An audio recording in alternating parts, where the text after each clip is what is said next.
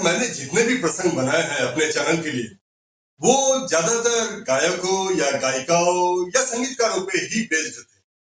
तो सोचा चलो क्यों ना हम गीतकार के ऊपर भी यानी लिरिसिस्ट के ऊपर भी एक आध प्रसंग बनाए। तो अभी कुछ हफ्तों तक मैं कुछ लिरिसिस्ट जो मेरे पसंदीदा है उन पे कुछ प्रसंग बनाऊंगा। आशा है आपको बहुत पसंद आए। तो सबसे पहले मैंने जो चुना है वो आनंद बख्शी के लिए, क्योंकि मैं जिस कालखंड के बारे में ज्यादातर आपको इंफॉर्मेशन देता हूँ, यानी बीते शताब्दी के 70 और 80 के दशक के, उस समय सबसे पॉपुलर जो थे वो आनंद बख्शी थे। सबसे ज्यादा कमर्शियल, सबसे ज्यादा प्रोफेशनल, सबसे ज्यादा पॉपुलर मैं आनंद बख्शी जी को ही मानता था। तो मेरा ये पहला एपिसोड उनके ही याद में।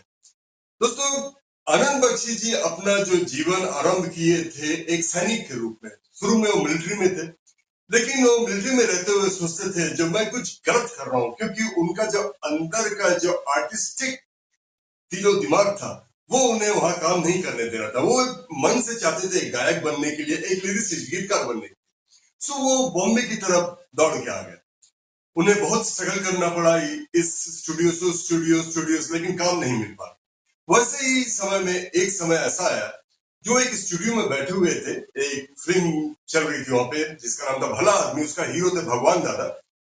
वहां पे वो लोग सब इंतजार कर रहे थे किसी का। तो वो अचानक पूछे कि इंतजार किसका हो रहा? तो बोले गीतकार का, गीत अभी तक लिखा नहीं किया। तो तुरंत भगवान दादा के रूम में घुस गए। भगवान दादा गुस्से में पूछा तुम कौन हो, क्या करते हो? तो उन्होंने बोला मैं आनंद बख्शी हूँ और मैं गीत लिखता हूँ। बोले मेरे फिल्म के लिए गीत लिख सकोगे? बोले बिल्कुल लिख सकूंगा। तो उनको समझा दिया गया ऐसा ऐसा गीत लिखा। उन्होंने कुछ घंटे में ही 4 गीत बना के तैयार कर। भगवान दादा बहुत खुश हो गए गीत देख के, क्योंकि गीत उनके मनमाफी की था। फिर क्या था, उनकी गाड़ी स्टार्ट हो गई। उन्होंने पहला गाना अपने जिंदगी का इस फिल्म के लिए ही गाए थे, भला आदमी के लिए। हालांकि इसका कोई आधिकारिक रिकॉर्ड अवेलेबल नहीं है यूट्यूब में, पर उन्होंने अमीर सानी को एक इंटरव्यू के दौरान इसका झलक गा के सुनाया था। कहा जाता है ये गीत उन्होंने आकाशवाणी में भी गाई। एक झलक सुन। धरती तेरे लिए, तू है धरती के लिए, धरती के लाल न कर इतना मलाल, तू नहीं है कंगाल, तेरी दौलत है तेरे हौसले, धरती तेरे लिए।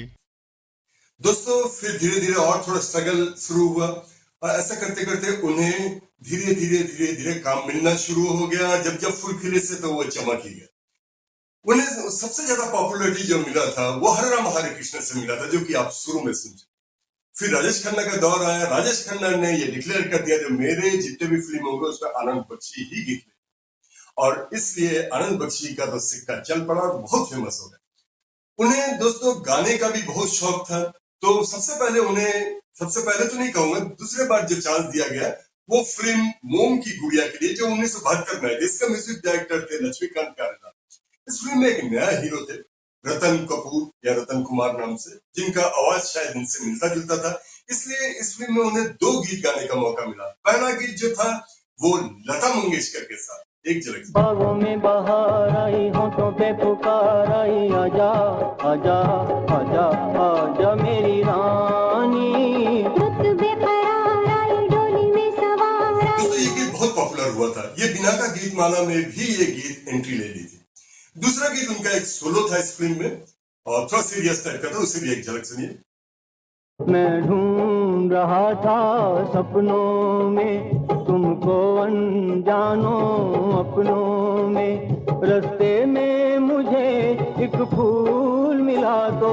दोस्तों, आवाज तो थोड़ा टिपिकल था ही। नेक्स्ट उनको जो चांस दिया गया वो राहुल देव बर्मन ने चांस दिया फिल्म शोले के लिए। शोले में आपको याद होगा एक कव्वाली था, जो कि संभवतः जब शुरू में जय वीरो जेल में जाते हैं वहां उसे पिक्चराइजेशन होना था, लेकिन ये पिक्चर में इस कव्वाली को जगह नहीं मिला, लेकिन रिकॉर्ड्स में ये गाना जरूर उपलब्ध था।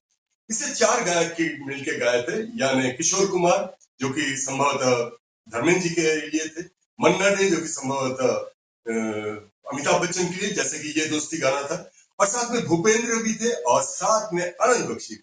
मैं आपको एक झलक इस गीत का सुना रहा हूँ और वो पोर्शन सुना रहा हूँ जिससे कि आनंद बख्शी ने गाया। चांद का कोई चेहरा न पहलू में हो, चांदनी का मजा नहीं आता, तुम तो नादान हो, हम के मेहमान हो, दिल जरा थाम लो, अक्ल से काम लो। अगला गीत दोस्तों 1976 में आई राजेश खन्ना की फिल्म महाचोर से था। इसका भी म्यूजिक डायरेक्टर थे राहुल देव बर्मन। उन्होंने एक गीत इनसे गवाया था, थोड़ा सा ह्यूमरस था। बन तो बात मेरी, दिन ता गुजर जाएगा, नहीं कटनी रात मेरी। अगला गीत दोस्तों लक्ष्मीकांत प्यारेलाल ने उन्हें फिर चांस दिया था फिल्म चरस के लिए, जो कि 1976 में ही आई थी। चरस में दोस्तों ये गीत उन्होंने लता मंगेशकर जी और मोहम्मद रफी साहब के साथ गाए थे और ये गीत बहुत फेमस हुआ था। बिना का गीतमाला में भी एंट्री ले लिया था। उनका शुरू में थोड़ा सा मुखड़ा है, एक झलक से। दिल इंसान का एक तराजू, प्रेम बिना जीवन सूना, ये पागल प्रेमी बोले आजा तेरी याद आई।